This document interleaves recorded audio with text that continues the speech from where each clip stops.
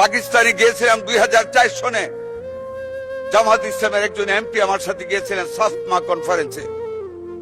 আমি মুক্তিযোদ্ধা জেনে পাকিস্তান অ্যাসেম্বলির একজন এমপি জামাত ইসলামের এমপির সাথে যে তুচ্ছ তাচ্ছিল্য আমাকে করেছিল, I can't forget that situation because I was A freedom fighter. কিন্তু তবু মাননীয় স্পিকার, দেশের অর্থনীতির বৃহত্তর স্বার্থে চুপ করে থাকি, কিছু বলি না।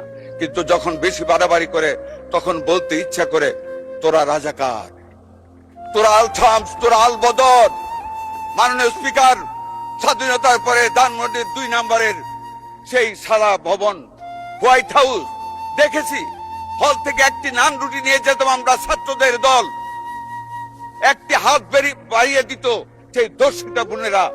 সেই মেয়েটির হাত সেই বয়সে হওয়ার কথা ছিল গোলগাল, সেই মেয়েদের হাত ছিল দুর্গন্ধে ভর্তি, চামড়া ছিল উস্কো খুস্কো, তারা দর্শিতা। কারো বুকে ছিল 8 মাসের সন্তান, কেউ ছিল অন্তঃসত্ত্বা, জীর্ণ শীর্ণ চেহারা। আজকে যদি আমাদেরকে বেশি খুঁচানো হয়, মাননীয় স্পিকার, সেই ইতিহাস আমরা ভুলে যাইনি।